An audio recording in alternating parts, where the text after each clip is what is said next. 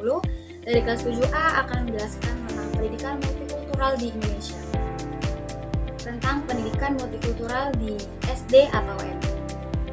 Pendidikan multikultural di SDMI itu penting untuk menumbuhkan toleransi sejak dini. Pendidikan multikultural di tingkat SDMI ini memiliki peranan yang sangat krusial dalam pembentukan karakter dan dengan mengajarkan anak-anak itu untuk menghargai perbedaan, toleransi, dan saling menghormati. Kita sedang mempersiapkan generasi penerus bangsa yang mampu hidup berdampingan dengan damai dalam keberagaman. Pentingnya pendidikan multikultural di Indonesia itu yang pertama adalah membentuk karakter. Pendidikan multikultural itu membantu anak-anak mengembangkan sikap toleransi, empati, dan rasa saling menghormati terhadap perbedaan. Kemudian yang kedua adalah mencegah konflik. Dalam memahami dan menghargai perbedaan, anak-anak itu lebih siap untuk hidup dalam masyarakat yang majemuk dan menghindari konflik. Yang ketiga adalah menyiapkan generasi global. Di era globalisasi, anak-anak itu perlu memiliki kemampuan untuk berinteraksi dengan orang-orang dari berbagai latar belakang budaya. Kemudian yang keempat adalah meningkatkan kualitas pembelajaran yang berbasis pada keberagaman budaya dapat membuat proses belajar lebih menarik dan bermanfaat. Kemudian, implementasi pendidikan multikultural di SDM. Implementasi yang pertama adalah integrasi dalam kurikulum, di mana materi pelajaran itu dapat dikaitkan dengan keberagaman budaya. Misalnya, cerita rakyat, lagu daerah, atau tokoh-tokoh sejarah dari berbagai suku. Kemudian yang kedua, implementasi pembelajaran yang berpusat pada siswa. Jadi libatkan siswa dalam kegiatan yang mendorong untuk saling mengenal dan menghargai perbedaan seperti diskusi kelompok, proyek kolaboratif, atau pertukaran budaya. Implementasi yang ketiga adalah penggunaan sumber belajar yang beragam.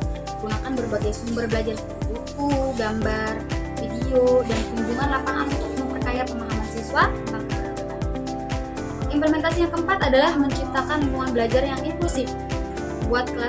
Buatlah kelas menjadi tempat yang aman, nyaman, semua siswa itu tanpa memandang latar belakang mereka sendiri. Kemudian yang kelima adalah kerjasama dengan orang tua. Jadi libatkan orang tua dalam upaya mempromosikan pendidikan multikultural baik di sekolah maupun di rumah. Contoh kegiatan pendidikan multikultural di MI atau SD. Yang pertama, mengadakan festival budaya. Ajak siswa untuk menampilkan tarian, lagu-lagu daerah, dan makanan khas dari daerah mereka masing-masing. Yang kedua adalah membuat proyek kelompok yang melibatkan siswa dari latar belakang berbeda. Yang ketiga adalah mengundang narasumber dari berbagai komunitas untuk berbagi cerita dan pengalaman. Yang keempat, contohnya yaitu membaca cerita anak, di mana mengangkat tentang tema keberagaman. Yang kelima, kemudian selanjutnya adalah tantangan dan solusi.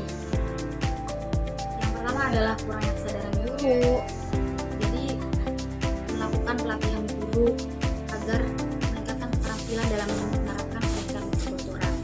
Kemudian kurangnya sumber daya, jadi sekolah itu perlu menyediakan sumber daya yang memadai seperti buku, media pembelajaran, fasilitas yang mendukung apapun dalam pembelajaran multikultural. Yang ketiga, jadi sikap masyarakat, perlu adanya perubahan sikap masyarakat agar lebih terbuka dan menerima keberadaan.